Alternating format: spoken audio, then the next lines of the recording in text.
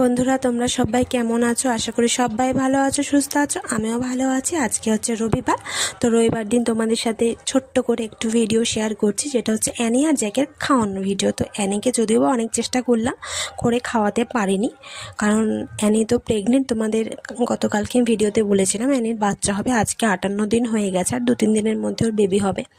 যার জন্য মানে ও একদমই খেতে চাইছে না। ডাক্তার বলেই দিয়েছে যে এই সময়টা ওরা বেবি হওয়ার টাইমে ওরা খাওয়া দাওয়া করতে চায় না, আর জোরও না করতে বলেছে। বলছে এই সময় জোর করবেন না, ও নিজে থেকে যেটুকুনি খাওয়ার সেটুকুনি খাবে। যার জন্য আমি অ্যানিকে জোর করছি না।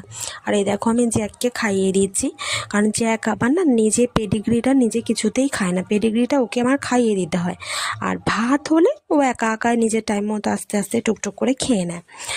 এবার যেহেতু পেডিগ্রি তাই খাইয়ে দিচ্ছি, আর এটা সকালের খাবারটা ওদের খাওয়াচ্ছে। আর দুপুরবেলা যখন আমরা ভাত খাওয়া, আজকে তো রবিবার, যার জন্য আজকে একটু খাওয়া দাওয়া করতে দেরি হবে, প্রায় 2:30-3টে বেজে যাবে। তো আমি যখন ভাত খাবো তখন আমি জ্যাককে দিয়ে দেবো, তখন ওকে অ্যানিকে ভাত দিয়ে দেবো।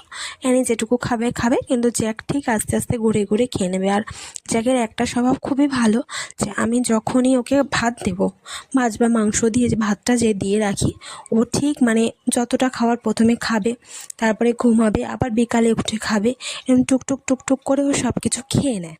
ওকে নিয়ে আমার খাওয়া নিয়ে কোনো অসুবিধা হয় না, ছোটোবেলায় থেকে আমার জ্যাককে খাওয়া নিয়ে কোনো অসুবিধা নেই।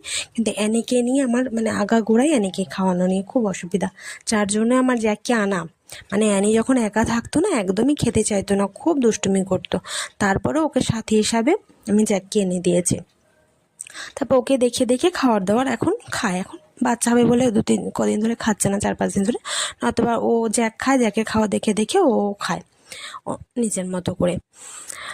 তো আমি তো অনেক দিন ধরেই তোমাদেরকে ভিডিও দিতে পারছি না ঠিকঠাক মতো, মানে প্রায় গত শনিবার দিয়েছিলাম, আমার মাঝে এই সপ্তাহে মানে একদিন মতো ভিডিও দিয়েছিলাম, সেরকম আর ভিডিও দিতে পারিনি।